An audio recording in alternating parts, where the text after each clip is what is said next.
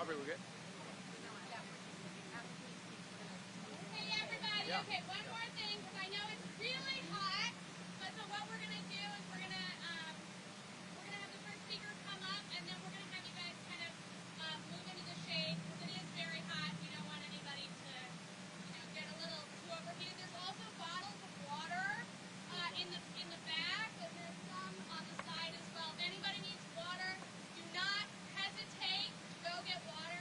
Please do not lock your knees. We don't need anybody kind of falling over. So after Katie gives her remarks, feel free to move back into the shade, or you can still in here. We just want to make sure you don't want to lose any sun. So you can stay here if you're comfortable, but please feel free to move back into the shade. We don't okay. You ready?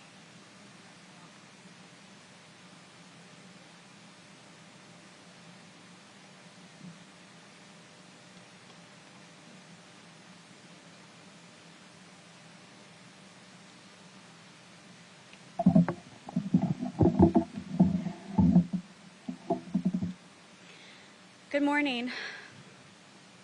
Before I begin, I need to thank a lot of people, and I can't do it individually. But importantly, we shouldn't have to be here, but we are. I need to thank this incredible group of 60 volunteer committee members that have organized in 1 week to create something that no one signed up to do. I need to thank the family members, survivors themselves, and members of the impacted communities of mass shootings across the country, which is a sentence I shouldn't have to say, for being brave, coming here, and using their voice.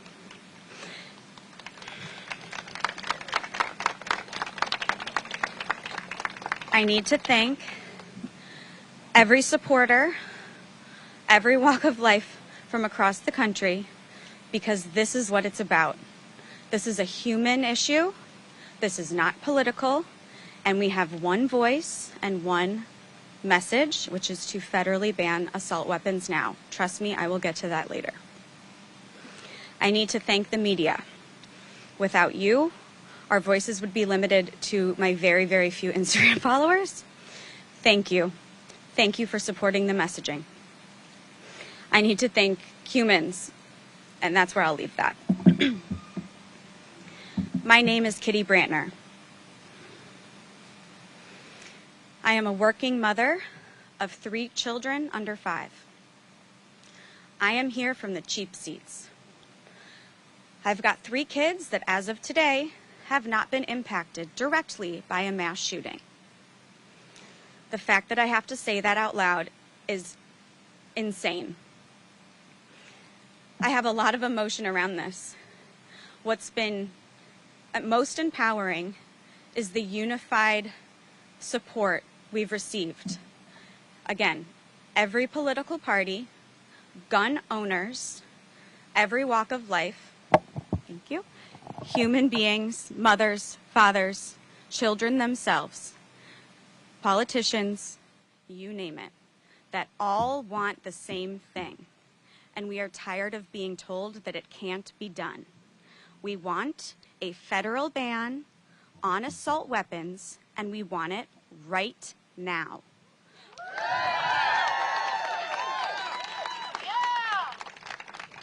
We want to make Highland Park the last community impacted by a mass shooting.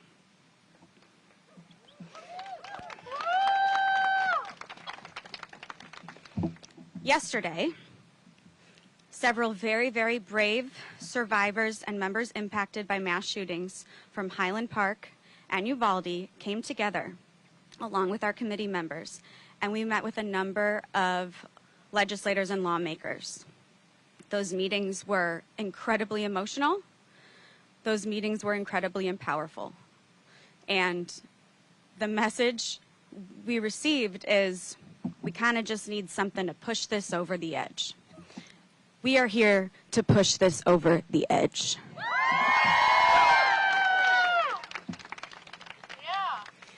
Today, I can't, again, with my thank yous, thank everyone enough for being here.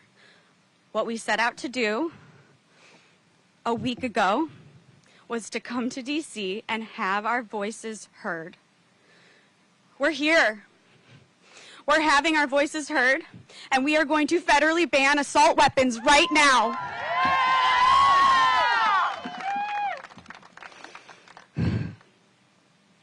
Thank you, everyone, for your support. There is more unification than we know in the country around this issue, and we will not listen to people who say it can't be done, because it can. Thank you from the bottom of my heart. We shouldn't have to be here, but we are, so we're not going to shut up until they do it. I'd like to introduce our next speakers, Erin McGlinchey and Carrie Drummond. Thank you.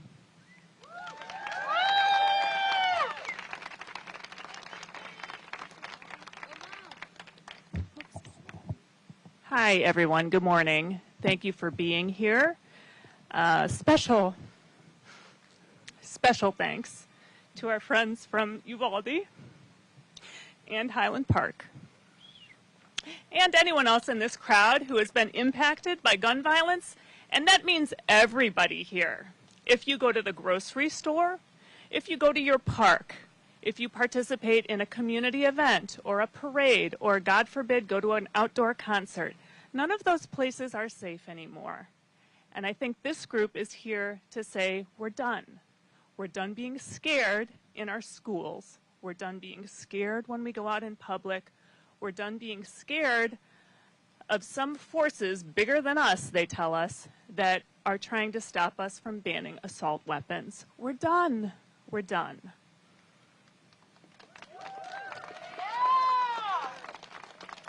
I am a mom. I am a teacher. I am also someone who goes to the grocery store. I'm someone who goes to walk my dog in the park. I'm somebody who wants to go to a 4th of July parade safely. I am done being scared in public spaces because somebody else says that their rights are more important than ours. That is not the way we live in this country. 5 years ago, my children and I were surprised when we were walking our dog. There was a shooting in the park across the street from our house. Members of our Congress were shot at in our neighborhood. Unfortunately, 5 years later, we were at a 4th of July parade in Highland Park, and we had to dodge from bullets there too. This is not right. It is not right that as a teacher and as a mom of 2 kids who go to public schools, we have to worry about this stuff. This is not right, and we are done. Like you see all these signs saying, enough is enough. We are finished listening to people tell us that we can't make change, because we can and we will. Thank you.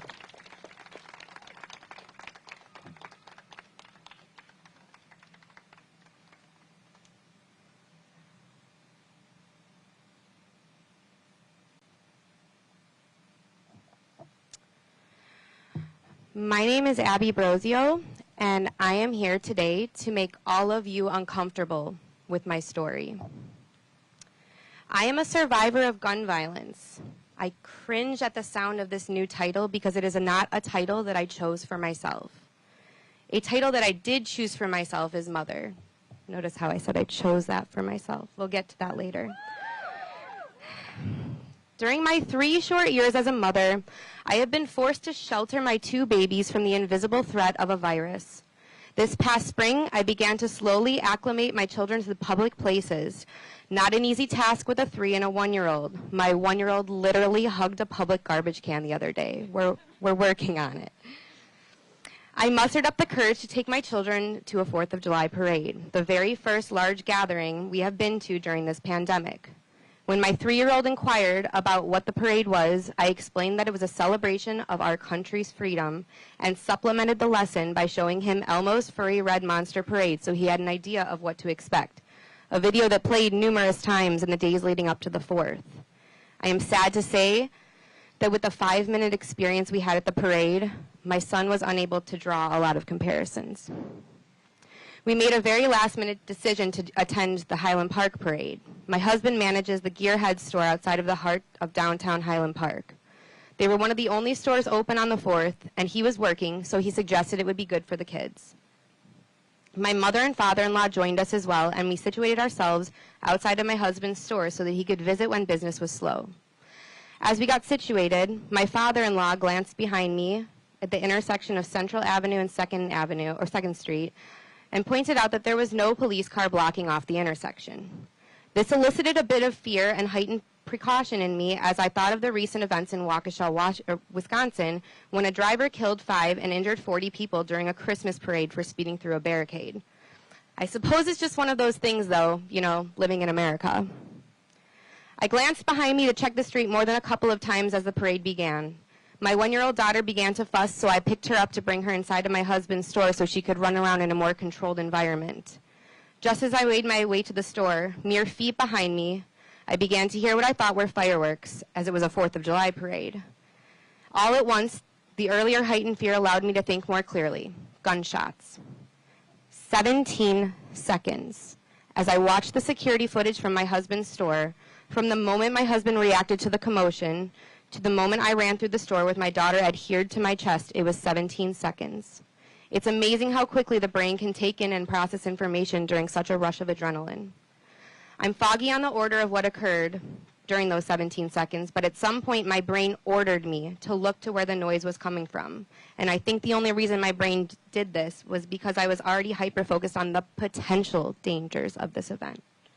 My eyes fixated on the roof of the building adjacent to my husband's store. There, crouched with a large gun, was a figure with long hair. A shooter, I thought. A woman? I thought to myself, no, a woman is not shooting at us. This is a dream. This cannot be happening. My brain then directed me back to reality. My babies. I hit the ground while holding my daughter against me. I was able to scream to the crowd that it was a shooter and to get down. In hindsight, getting down was probably not the best move considering our assailant was above us. I saw my father-in-law down near me, and we locked eyes maybe for only a millisecond, but enough to give me just one eased breath. We were only on the ground for seconds before I was able to see how close my husband's store was and make a run for it. I pleaded for those nearby to get in as I screamed my son's name, hoping and praying that my mother-in-law had him safe in her arms. As I ran to the store, I felt something graze my side. Not enough pain to stop, just enough to take notice and pray that my baby in my arms would be unharmed. As my husband reached for me, I repeated over and over to him, I saw them, they're on the roof. I screamed for my son. 3 seconds. 3 seconds after entering the store, the footage showed my father-in-law followed by my mother-in-law. My mother-in-law had fallen on her way into the store and scooped my son underneath her as she continued to shelter his body from a barrage of bullets as they quickly crawled into the store on their hands and knees. Watching my mother-in-law enveloping my baby boy to shield him from death made my heart ache in a way that I cannot put into words. Followed were hours of breathing, alternating panic and calm, fear and gratitude. After knowing my family was safe, my husband, with the support of his father-in-law and his amazing staff, were able to secure the store, tend to injuries, and support law enforcement and first responders. My husband grabbed merchandise off of his shelves and began distributing anything and everything people needed. He ripped open first aid kits meant for camping trips, gathered a large box of red North Face cups to be filled with the store's water fountain, and distributed them to those who needed hydration or to clean their wounds. My husband acted heroically and instinctively. His store was one of the only accessible buildings to seek refuge, and there is no doubt that he saved countless people that day. I was interviewed by police shortly after entering the store, being one of the only witnesses that saw the shooter. After indicating the location of the shooter, which I was certain of, the officer asked if I could describe in detail what the shooter looked like. I said, all I saw was long hair and a big gun. And I know this sounds strange, but I was really uneasy because it looked like a female to me. The officer took down my observations and nodded his head. Hours later, I heard on the news that the shooter was dressed as a female as he fled the scene in an attempt to not draw attention to himself. A chill fell over me. My eyes hadn't deceived me. My senses were heightened in the chaos, and I thank God for that. Shortly after being interviewed, I was sent to triage on the benches just below the store where I had seen the shooter on the roof. I was in no rush for medical attention, especially as I looked around with my hand covering my mouth, tears welling up in my eyes. People were covered in blood. First responders were rushing all throughout the intersection, tying tourniquets, applying pressure, giving chest compressions, and covering bodies. A woman next to me was terribly wounded, and so was her son, clutched to her side. After getting her set up with an IV bag that her son bravely ensured stayed upright, the responders needed help with a man behind me with a pale face and blood draining quickly from his body. The woman was drifting in and out of consciousness. I was given gloves to apply pressure to her foot, and she screamed in agony, the pain of gunshot wounds and a pain in her heart. Her other son had been airlifted to a hospital with her husband. Her son had been shot and was unconscious. She pleaded to be taken to him. I couldn't get her out of my head. I was happy to hear that the 8-year-old baby boy was alive, but shattered completely to hear that he was left with a severed spinal cord and would be paralyzed for the rest of his life. Their lives and thousands of others are forever altered by the events that must have lasted less than a minute. Just one gun. This was the account of the unfathomable day that I gained the unwanted title of a survivor. Though this was not a title I chose for myself, it will now be with me forever. As a mother, I am unwilling to let what happened to my family, to my babies, be on one of the most celebrated national holidays, a day that represents freedom, be another thought and prayer. My family doesn't feel free. I am constantly anticipating my next panic attack, the next time my 3-year-old will verbalize and question a memory from that day, my daughter's sudden clinginess to us, or how my husband might react going back to his work in Highland Park. These feelings make me feel trapped, not free. As a science teacher, a title that I have given to myself, I am here to educate you because I'm damn good at it. When I teach students problem-solving skills from a scientific standpoint, students learn the basics of identifying and changing variables within a problem to test different possible outcomes. Our country has a problem, a very big problem. We experience mass shootings at a horrific rate. Some variables that have been changed in the past to help reduce the shootings include teaching schools and workplaces how to best defend themselves and shelter in place during these events, teaching first responders specific protocol to apprehend gunmen, protect civilians, and clear a scene, and implementing specific instructional time for social emotional learning in schools. These are just a few examples from the forefront of my mind being in a profession plagued by the problem. While each of these strategies are important when these tragic events do occur, none of these changed variables have allowed us to arrive at our intended outcome, to stop mass shootings.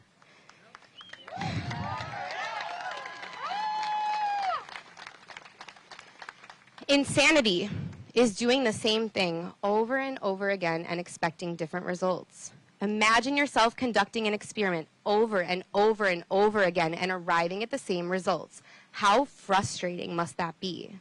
Let's change a different variable. Let's just test it. If it doesn't work, then back to the drawing boards.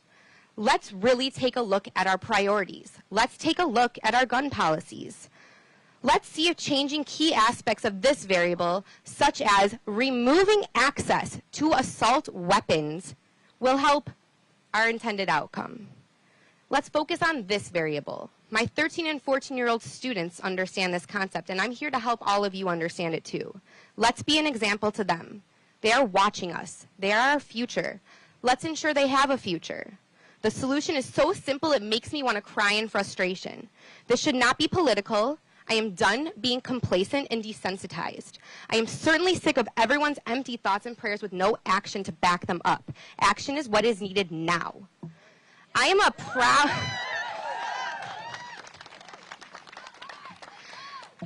a proud mother, wife, daughter, sister, and friend. I am a proud teacher. I am disgusted to now say that I am a survivor of gun violence, a title that is likely to leave me with not only mental, but physical scars. I hope you're uncomfortable. I am uncomfortable. Change is uncomfortable. Let's begin.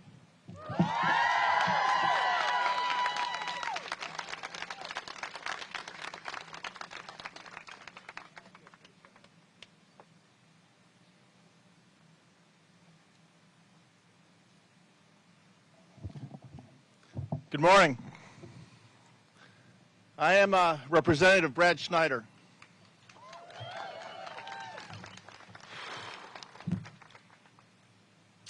I represent the 10th District of Illinois. I represent Highland Park, and I live in Highland Park. It is my community. Let me start by saying thank you for coming here. I wish it wasn't necessary, but it is so important that you're here. Thank you. Thank you for your great words a moment ago. And as I listened to the child in the background. I imagined the parent, the anxiety of the parent of their child throwing a temper tantrum.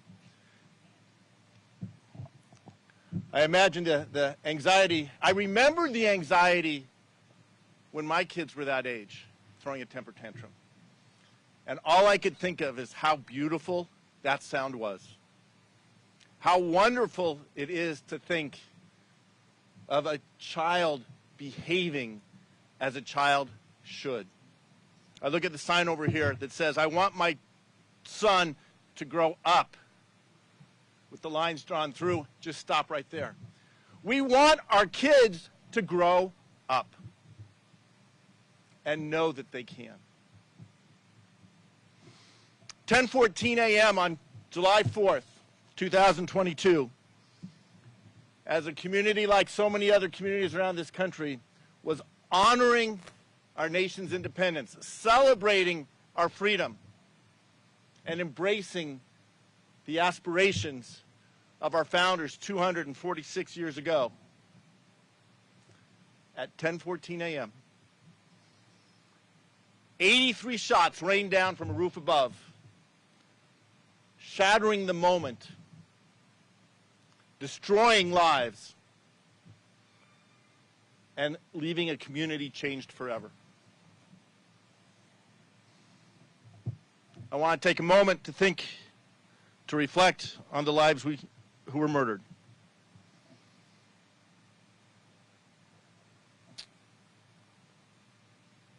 Catherine Goldstein, Irina McCarthy, Kevin McCarthy, Stephen Strauss, Jackie Sondheim, Nicholas Toledo Zaragoza, Eduardo Uvalde. Each and every one of them was the center of their family. Each and every one of them was a vibrant soul and an integral part of our communities. Each and every one of them loved life and wanted desperately to live. You've heard some of the stories, but I'm going to repeat two of them. When the shots rang out, Kevin and Irina, who were there with their 2-year-old son, Aiden, acted as all of you did here, or would here. The first instinct, protect our children. Kevin covered his son, Aiden, to protect him from the gunfire and lost his own life. Aiden, today, 2 years old, is an orphan. Stephen Strauss, 88 years old, was a part of our community. He loved classical music, loved going to the art museum, and he loved the 4th of July parade. So he packed up his chair and he went and he sat there. It was the last thing he would do. But I had the privilege of being with Highland Park Chief of Police, Lou Jogman, as he told Stephen's wife that Stephen did not die alone, that a police commander stood with him and made sure that he knew he wasn't alone. Chief Jogman said on Monday the 4th that our community saw both sides of humanity. The evil that gets an assault weapon, a weapon of war, climbs a roof and fires 83 shots in a blink of an eye, trying to kill as many people as he can.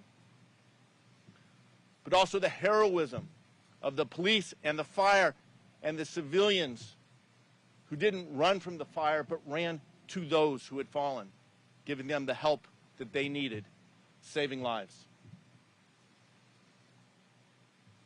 Highland Park's strong and we will recover. But Highland Park has experienced something that no community should ever experience, and too many communities suffer each and every day. Highland Park was the 308th mass shooting in the United States in 2022. 300 mass shootings in this country in less than half a year. No other country experiences this. It is only the United States, and it's because of one thing: access to guns, and in particular, access to assault weapons, weapons of destruction, of war. We must ban assault weapons.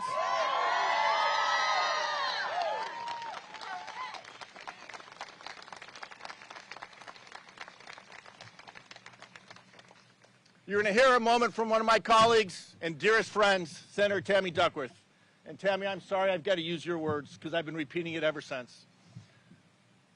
After the shooting on July 4th, Tammy immediately came to our community, came to offer support, to offer condolences, to offer strength. And Tammy said that the sounds we heard that day, whether you were there or you heard it afterwards in the video, the sounds of those bullets striking flesh, causing death, terrorizing a community, those aren't sounds you hear in the United States on the 4th of July. They're the sounds you hear on the battlefield of war. Those are weapons of war. They don't belong on the streets. So let me repeat. Let's ban assault weapons.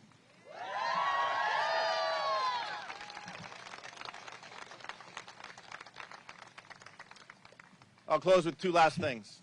First, today in the House, we'll be voting on legislation to create an Amber Alert for mass shootings. I spoke today to the Democratic caucus meeting. After saying we have to ban assault weapons, I asked for support in David Cicilline's bill on this Amber Alert. Those of us who were in Highland Park know how important it is. Those that were at the site of the shooting first thought it was fireworks, as you heard, and then it was, no, these are gunshots. Those further away only heard by word of mouth what was going on. For moments we didn't know what was happening, and then for hours we didn't know the full extent. And for 8 hours our community was told to shelter in place because the shooter was at loose. The legislation we're voting on in the House today is legislation that will ensure that next time this happens, and though there shouldn't be a next time, we know that there will be, that communities will be able to get the information they need that will save lives. That's a step. But we need to do so much more. We need to not only ban assault weapons, we need universal background checks. We need to make sure that people who buy guns can't take them across state lines and make it a federal crime if they give those guns to someone who shouldn't have a gun.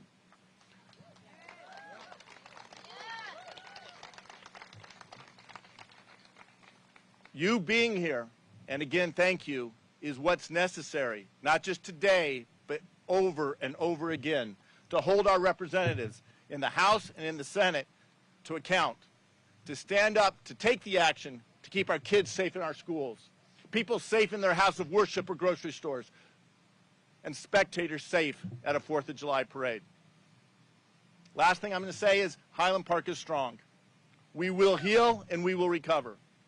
And we are grateful for the support of those first responders and heroes on the day of the shooting, and for our neighbors and the communities across the country in their support for the days after.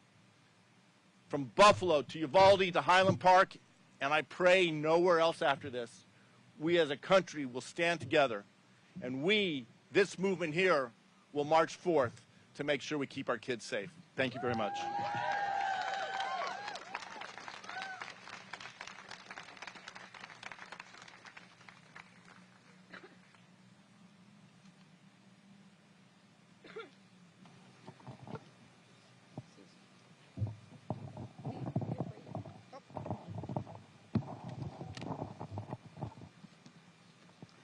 Well, It's an honor to be here to say hello to everyone, but I wish we weren't here to have to do this. I'm Senator Tammy Duckworth, the junior senator from Illinois. And when Highland Park shooting happened on the 4th of July, I was just starting off at a parade. And I remember before we went home for the 4th of July home work period, some of my colleagues asked, "You still do parades? They're dangerous." I said, "Yeah, I still do parades because I need to talk to my constituents and see people." I had no idea that I was actually headed back to my state where there would be yet another mass shooting, this time on the 4th of July. And Congressman Schneider is right. The last time I heard that type of gunfire was on the battlefield. In fact, it was AK-47 rounds with that same rapid fire rate impacting the fuselage of my aircraft in flight. These are weapons of war.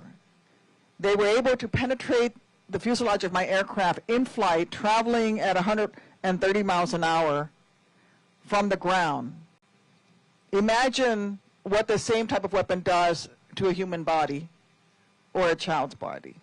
And so I get a lot of pushback from folks who say, well, I need them to go hunting.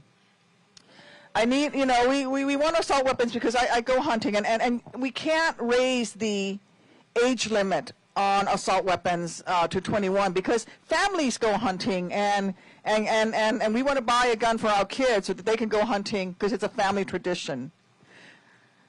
Let me tell you that banning assault weapons does not jeopardize any of those family traditions. You can still buy a .22. You can still have access to a .30-06. You don't need an assault weapon, a weapon of war. And by the way,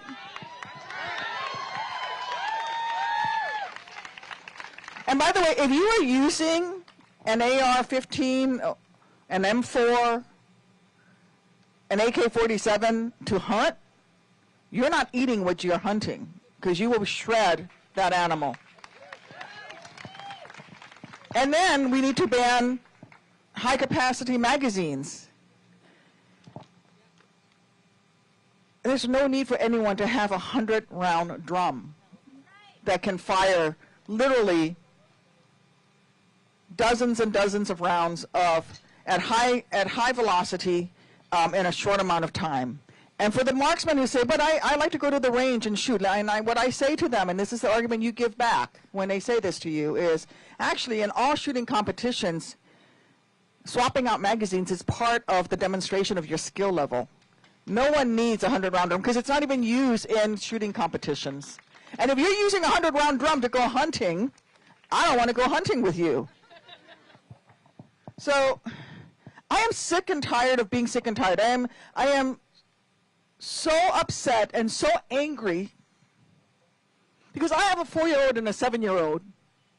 And I was telling folks yesterday that I, after Uvalde, was scrolling looking for where I could buy ballistic backpacks and ballistic whiteboard markers, whiteboards for my daughter's school.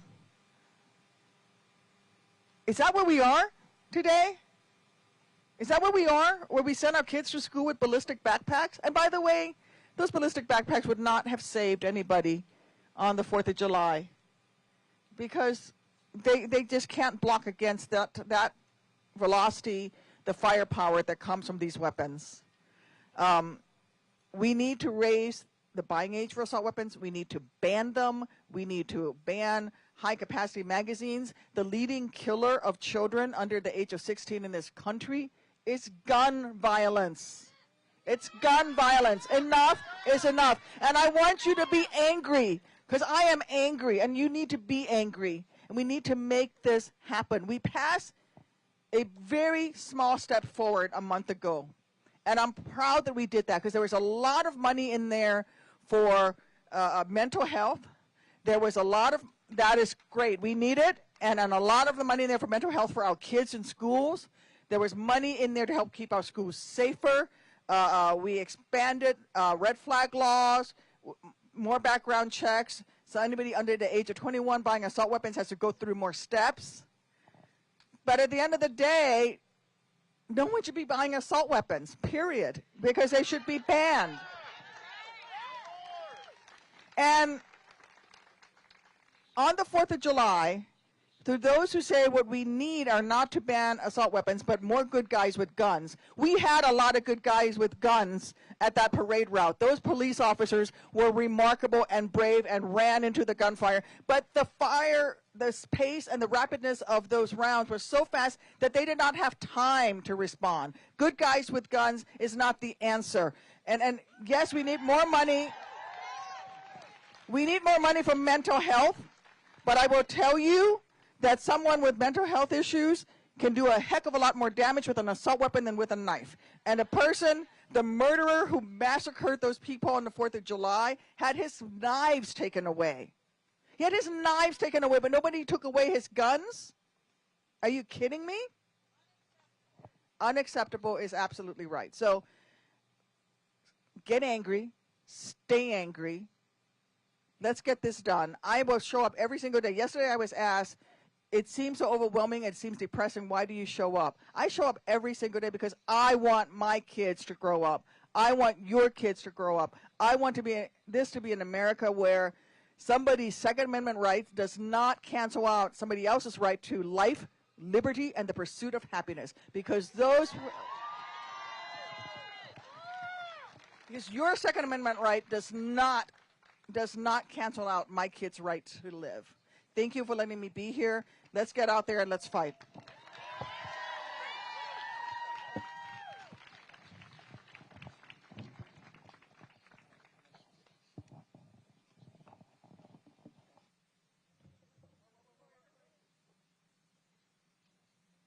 Believe it or not, I'm going to have to vote right here. Bring it to me so I can say aye when it's time, Alex. Okay. So I am here mostly to say thank you. Thank you, thank you, thank you. You know, we in the Congress follow your lead. And the only reason that we even got the legislation that the president signed into law to control guns is because of activists demanding that there be some action. I want to thank all the people that met with me yesterday, the Highland Parkers who met with me yesterday, who told me their stories of being at the parade.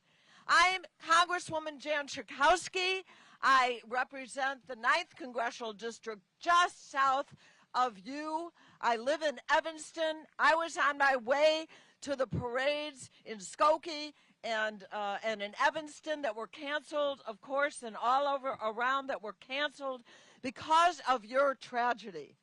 But what I saw from the people from Highland Park that I saw yesterday, and all of you that are here today, is that you now are the warriors for justice for a ban on assault weapons. You can do this. We can do this. It is inevitable that it has to happen. What's happening in the United States of America is totally unacceptable. You know that guns are the #1 cause of death of children in the United States of America. More than car accidents, more than cancer or any other disease. It's guns that are killing our children. Do you know that in the last 2 decades, more children have died from guns than on-duty police and active military? Our children are dying because of guns. Our families are being destroyed. Our communities are being destroyed. What is the answer? The answer is you. The answer is your organizing. The answer is the organization that you created. The answer is to not ever give up until we ban these weapons of war. I want to thank you so much for your effort. The United States of America represents 2.2% of the world's population. 46% of the guns. You know how many people were killed in Japan last year? No, we just saw an assassination of the former prime minister. You know how many all around? 10 people shot to death in Japan. You know how many in the United States? 40,600 people killed by guns. Say it with me. Enough is enough. Is enough. Enough is enough. We can do this. And so I'm so grateful to you. My heart is just breaking for those people who have suffered. And what I heard from the people yesterday is those of you who were there with your children are suffering too. The trauma that your children experience, the trauma that you experience, going to one of the happiest days of the year to celebrate the 4th of July. These people have stolen our culture. They have stolen our history. We will not let it happen. So stick with us. We will stick with you, and we will triumph, and we will end these weapons of war. We will end we will have a ban on assault weapons. You keep it up, we will do it.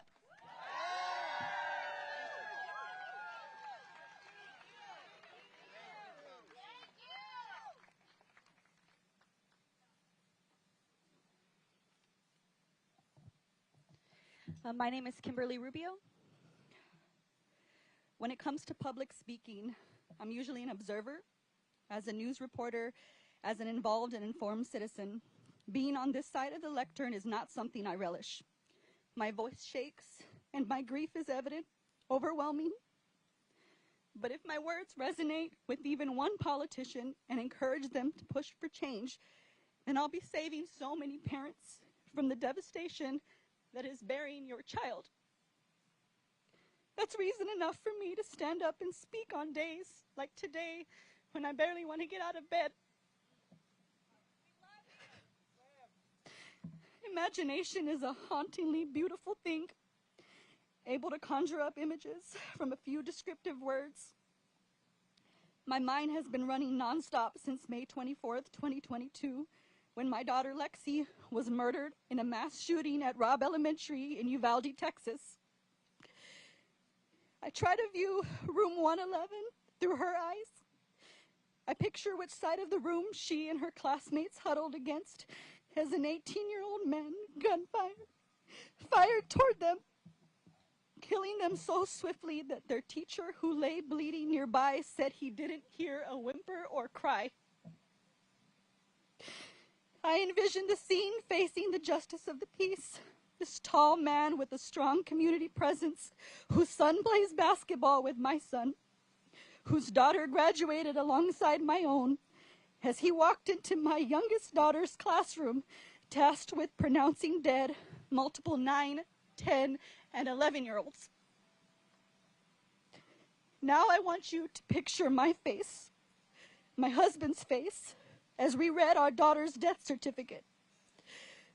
Our faces contorted in pain, tears flowing freely, as we read her cause of death, gunshot wound to the head.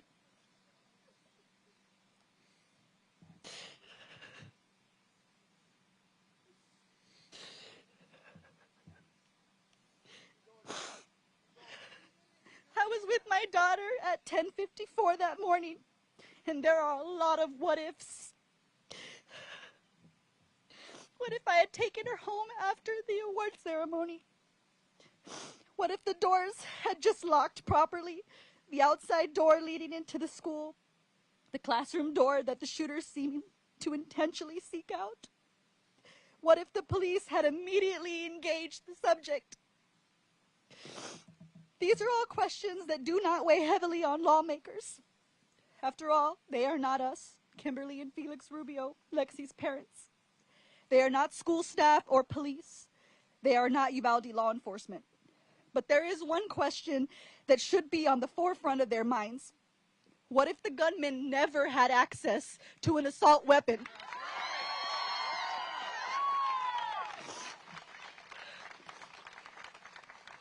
I want that question to be the first thing to cross their mind in the morning and the last thought they have before they go to bed each night.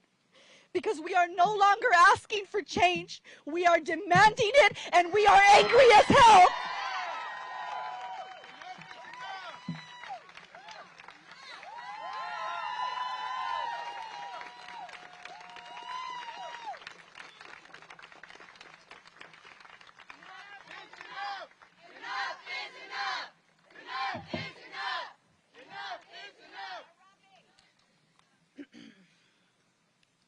Good morning. My name is Revi Pearl. I'm a wife, mother of 3, longtime resident of Chicago, and newish resident of Highland Park. And as of last week, I've added a new title, that of survivor. I also am the aunt of 2 Marjorie Stoneman Douglas shooting survivors. And I recognize that it is an incredible gift and privilege to be able to stand before you, sharing that my family and I survived, especially in light of so many fellow attendees here today that cannot say the same. I'm in awe of their strength and bravery and hope you truly hear their stories. I want my presence here today to change our legislation for not only those whose lives were lost or injured by gunfire, but for every child who ran for their lives last Monday, 4th of July. I am here representing not only myself and my family, but also so many of my friends who are still so very deeply in the trenches of grieving. And for my neighbor's daughter who isn't speaking anymore, and my friends whose 2 kids can't yet sleep anywhere other than in their parents' beds. My husband, 3 children, and I were walking in the parade with the float that represented my children's summer camp. Our story is not different from so many others here. We heard gunshots, we ran, we hid, we saw horrifying images, and eventually got home. But I'm here to provide a different perspective and drive home the broader impact of gun violence. Due to my husband's quick thinking and actions, we survived. But I would like to impart an extremely short sample of the questions that Eliana, my 6-year-old daughter, has asked me in the last week. Instead of practicing her cartwheels and playing house with her brothers, her mind is entirely consumed with the following. Mommy, can bullets get through my door? Can they go through my window at night when I'm sleeping, when we're in the living room? Where does a bullet have to hit me to kill me? When will my nightmares stop? Why couldn't the people that fell on the ground be protected by their mommies and daddies? Was your hand over my heart when we were hiding because you would stop the bullet from killing me? There were so many families and children who were there that parade morning who all came to celebrate America and everything we stand for. And instead, the 4th of July has now come to represent a quintessential American experience, a mass shooting. Like so many others here, I never would have imagined this would be my story, that I would be sharing, looking out at all of you, and understanding how frequent mass shootings are in our country. Statistically, though, this will be your story, too. Your town could be a hashtag. Your children will be survivors, God willing, and the shooting site will be repainted. In the words of Highland Park Mayor Nancy, we do have the ability to take action and eliminate weapons of war from our neighborhoods. Highland Park will get through this tragedy, but let's make it the last community that needs to. I know that earlier this week, President Biden signed a law that will help, and I'm a parent, not a politician, but I know that that's not enough to stop this from happening again. We want a federal ban on assault weapons now.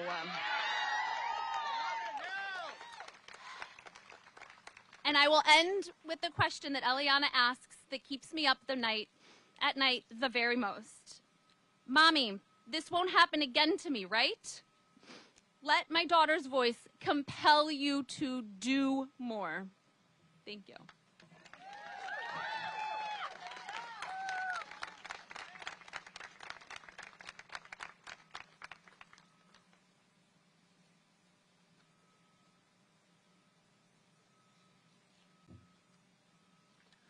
Hello, my name is Javier Cáceres. My wife, Gloria Cáceres. Our daughter was one of the 21 killed in Uvalde, Texas by a mass shooter. Can you all please do me a favor and close your eyes and remember these names? Alexandra Rubio, Alicia Ramirez, Anne-Marie Jo Garza, Annabelle Rodriguez, Ileana Garcia, Ileana Torres, Eva Mireles, Irma Garcia, Jacqueline Cáceres, my daughter, Jayla Silguero, Jace Luemenos, Jose Flores, Leila Salazar, Maite Rodriguez, McKenna Elrod, Miranda Mathis, Neve Bravo, Rogelio Torres, Tess Mata, Uzziah Garcia, and Xavier Lopez. I made a promise to my daughter while she lay in a cold slab, cold. I picked up the sheet, was wrapping her body, and saw her wounds that pierced her little heart. My little girl fought there at the school till she couldn't no more. Our gloves are off. We're here to kick some ass. We're here to help ban assault weapons. Again, we love each and every guys out here. You know, we all been impacted one way or another. And like the senator said earlier, enough is enough. We are gonna fight, and we're not stopping until something is done. Thank you.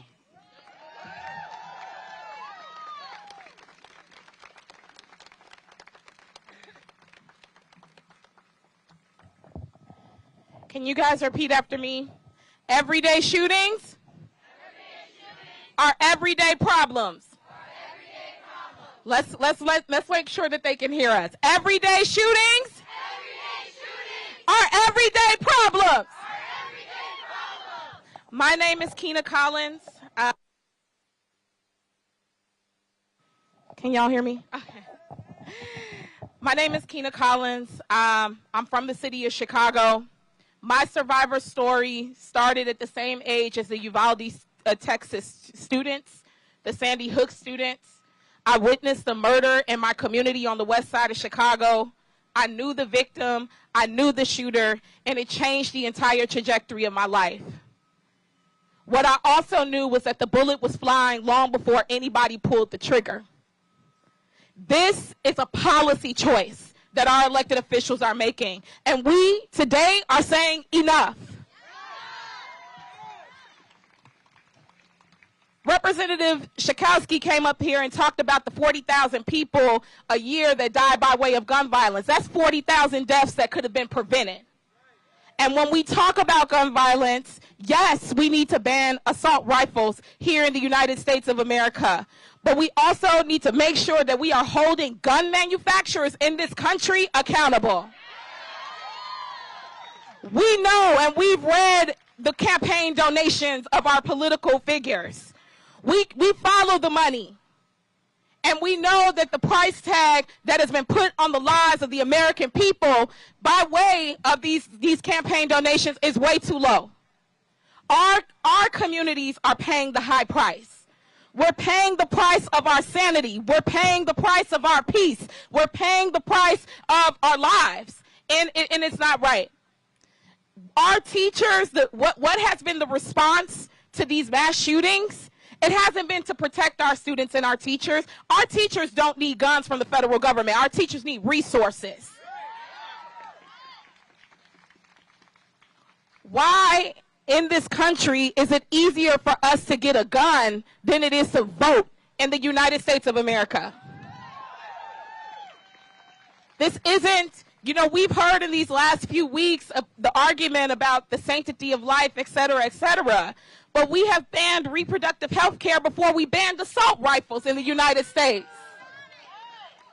So we have a lot of work to do. When we talk about gun violence, we have to understand that this problem is intersectional. We have to center the voices of those with mental health who are getting stigmatized in our country. We know the statistics. The statistics say that those with mental health actually experience more violence than they actually put out into the community. And if it is the case that mental health is the cause of these mass shootings, then we need to fund mental health services in this country. We also know that that is a red herring. People with mental health issues live in Canada. They live in China. They're not having these mass shootings like we are here in the United States. Everyday shootings are everyday problems for everyday people. And what I love about the Highland Park survivors and the Uvalde, Texas survivors who have come together, you have said and united in a message. This is not about Democrats or Republicans, red or blue, because bullets don't have names on them and they don't have party affiliation. We need to hold people accountable. Bullets. Sorry, y'all, I'm getting excited because y'all, as a survivor, I know the level of trauma that you will deal with for the rest of your lives. And our elected officials who are writing this legislation, they are writing legislation that is not protecting us, and some of them have never even heard a gun go off. We have to center the voices of survivor families and those who have survived gun violence. We also have to name all the forms of gun violence in our country, from suicide to domestic violence, mass shootings, and everyday shootings that happen in black and brown communities. Yeah, let's ban assault rifles, but also let's fund our communities. Let's make sure that we fund our schools, fund our health care, fund our housing, fund the ability to eradicate poverty in our country. You all are the true patriots in this country. People who can get up and use their voice for those who are voiceless, those who are not here for us, with us anymore. And so I hope that our elected officials are listening, because if you aren't, you are going to have to deal with the wrath of all of these parents. And I don't know if they're ready for that, y'all. I don't know if they're ready for that. And so we need to make sure that Highland Park is the last mass shooting. But if we keep having watered down legislation, our reality is that it will not be. And I do not want to continue to come to these press conferences. I am tired as a young black person who grew up in Chicago and the city of Chicago being used as a political punching bag around the situation of guns. Why is it important that we pull all communities together from Highland Park to Uvalde, Texas, and we center things like the city of Chicago? 60% of the guns coming into the city of Chicago are coming from 3 states mainly: Wisconsin, Indiana, and Mississippi. All of those states, Indiana, listen up, right? Texas, listen up, which I'm going to get on Governor Abbott in Texas. 60% of the guns that are coming into the city of Chicago and used during crimes are not in Chicago. Do you know that in Chicago we don't have a single gun shop? We don't have a single shooting range. So Chicago is not spreading gun violence to other states. Other states are spreading gun violence to the city of Chicago. This is not political, and I want to make that very clear, but immediately after the Uvalde, Texas shooting, the families of the victims deserved it. They deserve so much more. You deserve better than what happened. And what did Governor Abbott do? He talked about the city of Chicago. Governor Abbott needs to keep the city of Chicago out of his mouth and focus on how we can turn real leadership into saving lives for the people in Texas. That is what is important. And our representatives have come up here and they've said it themselves. This whole argument about good guys with guns versus bad guys with guns. The United States of America has more guns than we can even count for every man, woman, and child in the United States. If guns were the things that kept us safe, the United States would be the safest country in the world. And so I thank you all so very much for being here. I thank the families of Highland Park for pulling everyone together. This fight has not ended. We are just beginning. Thank you.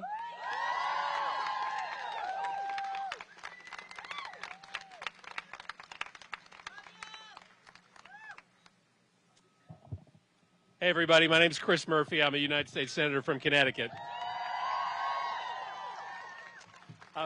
Listen, I am so grateful that you are here today. I am in awe of the courage that Highland Park families, that Uvalde families, that Chicago families have shown to both process your grief and your loss, and then to also be here to speak truth to power, to tell this place no more.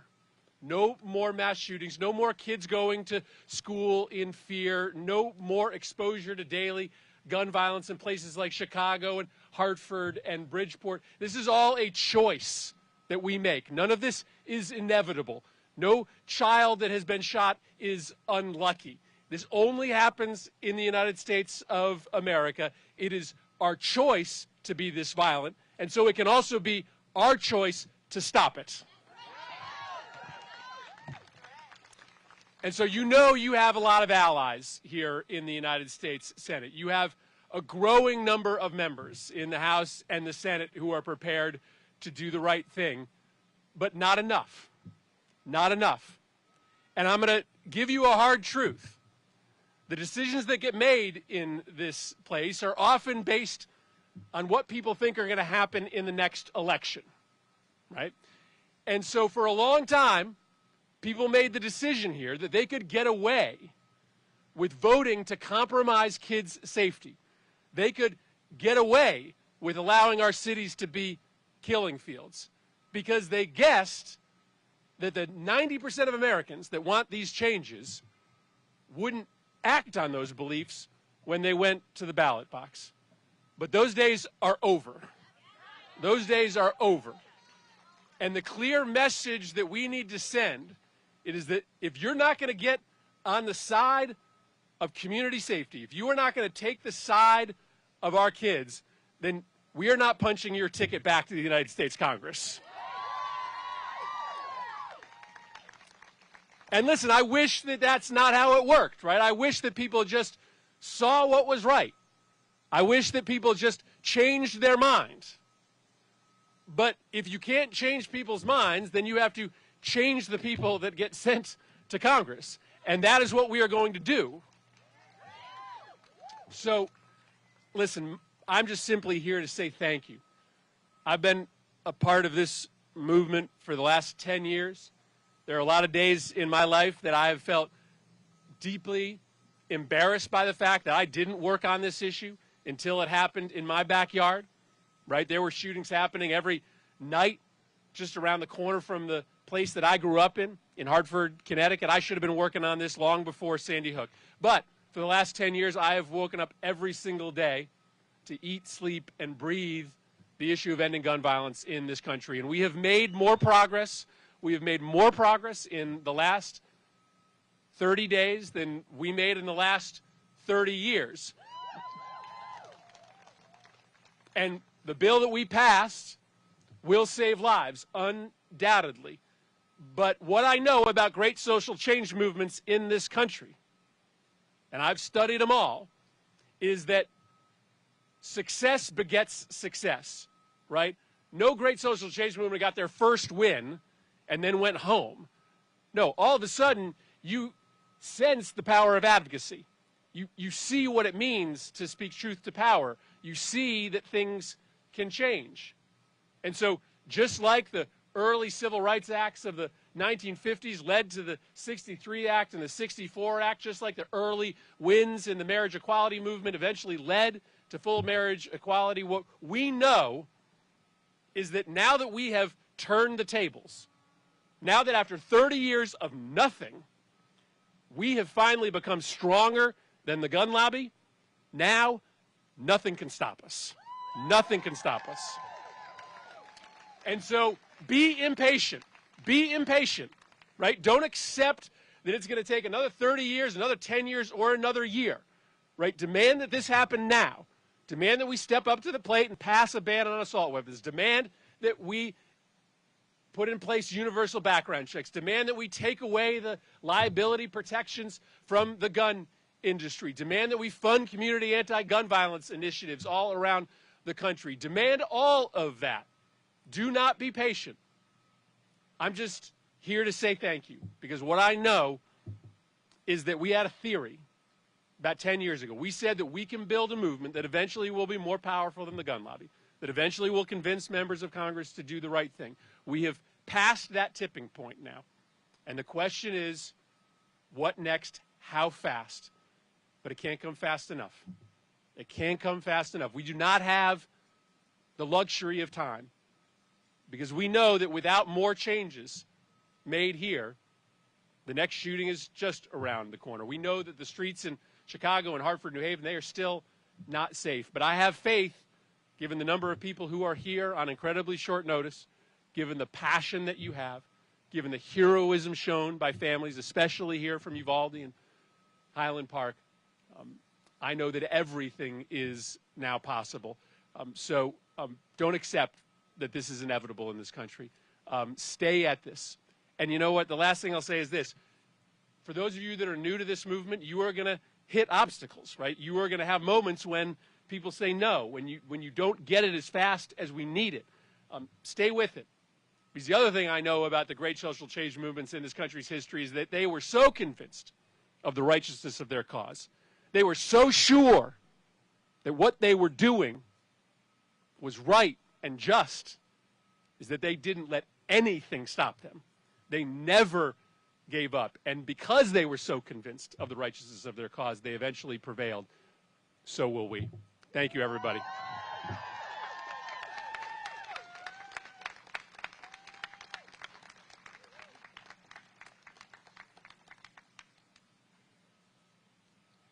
Hey, y'all. I'm Sean Kasten from 6th District in Illinois. I represent the western suburbs of Chicago. I live 25 miles from Highland Park. I have too many friends who were there. Christmas Eve of this year, I took my daughter to the Oakbrook Mall, and as we were driving home, got a call saying that there was just a shooting and were we okay, and we cannot allow this to be normalized. As someone who represents the Chicago suburbs, I want to tell you a story about Chicago's and gangs, and I want you to tell this story to every single person who wants to put the word Chicago in their mouth, as Keena Collins said. Not that long ago, we had a gang war in Chicago. We had two gangs who were fighting each other for turf over their right to sell drugs on the street. One of them showed up and killed 8 members of the other gang. These were bad guys killing bad guys. And we decided at that moment that 8 people dying from gun crime, even if they were bad guys, even if they were gang members, was a problem. And you know what we did? We banned the gun that they used in that gun crime. I am talking about the St. Valentine's Day Massacre in the 20s. These were Italian and Irish gangs fighting over prohibition turf, and we banned Tommy guns and we saved lives. And if you find it surprising that we give a crap when they are white people killing white people in gangs and we don't give a crap and we stereotype them, then you are starting to understand the problem. They saved lives when we banned those machine guns. To this day, you can't buy those guns that we banned in the 20s, and yet we allow people in Highland Park to carry guns that do the same thing that popped off 83 bullets in less than a minute and a half.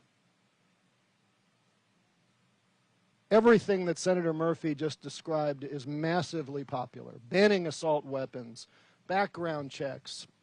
I could go on and on down the line, but here's the deal. If you elect people who are advocating for things that are popular and stopping there, then by definition you are electing people who are incapable of leadership. Because we got to do what's necessary. We have to acknowledge the fact that we live in a country that has more guns than people. If we got rid of 50% of all the guns in this country tomorrow, we would still have more guns per capita than any other country in the world. Yemen is number 2. And I don't hear anybody in Yemen complaining about whether their Second Amendment rights are being infringed upon. 2/3. Now, it's unpopular to say that, but you know what? That's our job. We got to keep that going. 2/3 of all mass shooters in this country have a history of domestic violence. If I told you that 2/3 of all traffic fatalities were in Dodge Darts, we would ban Dodge Darts tomorrow. And yet we still allow people with a history of domestic violence to own guns. Why is that? Because it's not politically popular. But we got to do it. We got to have a conversation about the fact that the Heller decision in this city is responsible for untold deaths because it completely corrupted our founders' intent and said that your right to kill somebody supersedes your right not to get shot. We have to push for all that. Because if you look at the numbers in our country today, if you look at the people who died in Uvalde and Buffalo and Highland Park, if you look at the 110 plus Americans who get shot every day, and you say to yourself, you know what is the most important thing to protect right now? The goddamn filibuster. Then you are a part of the problem. The American people want this. So keep pushing us. Keep electing people who will push for what is right and what is just. Keep electing people who are going to make sure that we never have to do this press conference again. Thank you.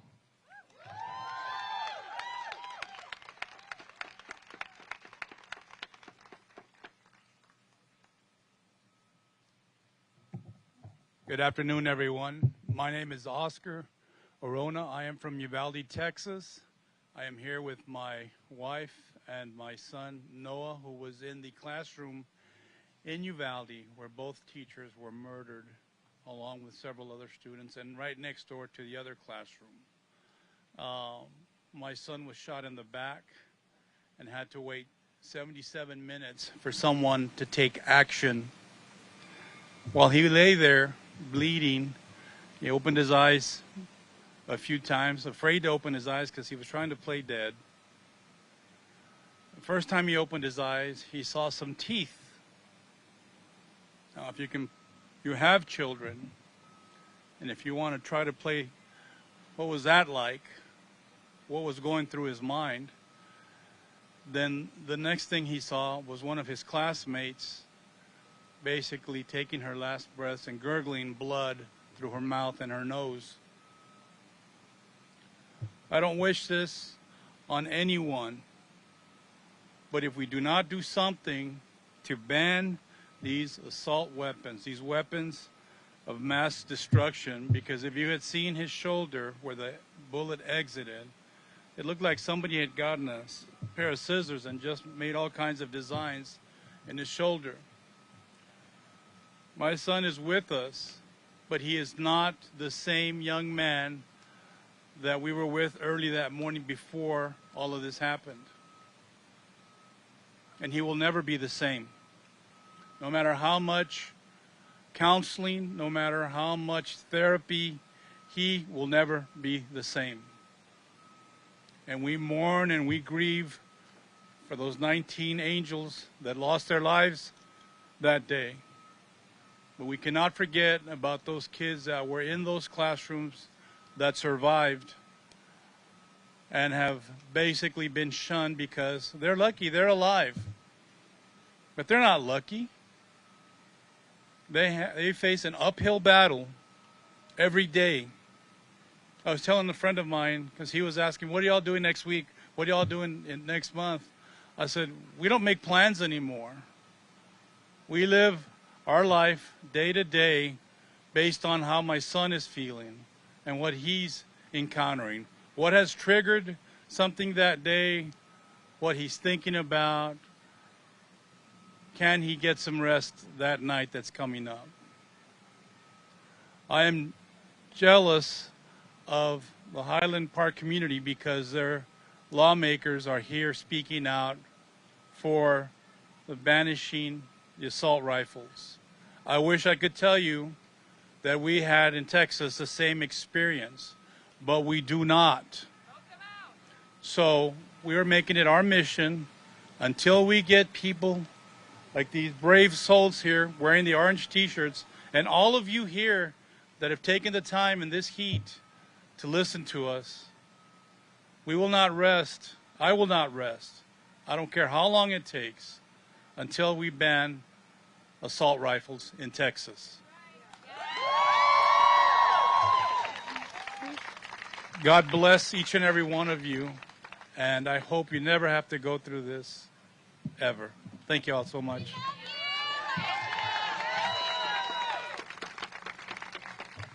Hello, my name is Angel Garza. Bear with me, I wasn't even planning to... Sorry, I was not planning to speak today. My name is Angel Garza. My daughter, Amory,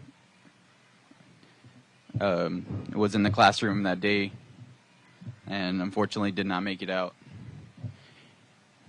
I just want y'all to know that every night I wake up at 3 in the morning and my wife is sitting there crying wondering why she's alive and our daughter isn't. I wake up next to my son, my 3-year-old son, and he asks me why. Why did we have to take his best friend to school that day? He doesn't want to go to school. He doesn't want to do anything. He doesn't want to leave our side. I'm up here because I'm begging you to make a change. Nobody sits here and thinks about these things because it doesn't happen to them. I promise you, you do not want this to happen to you. I promise you.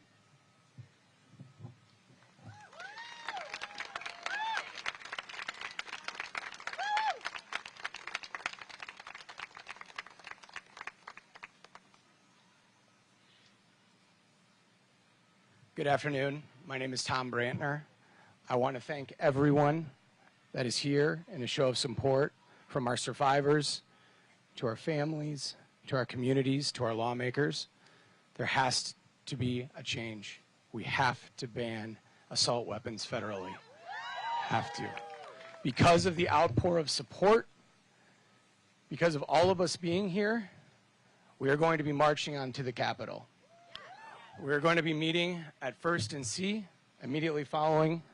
And thank you all for your support. Let's go march.